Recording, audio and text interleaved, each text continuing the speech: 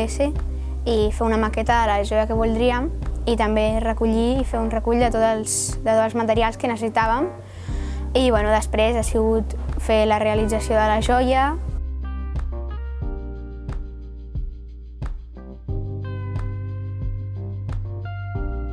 Crear a l'hora de fer la joia aquí al taller i també a la part del 3D.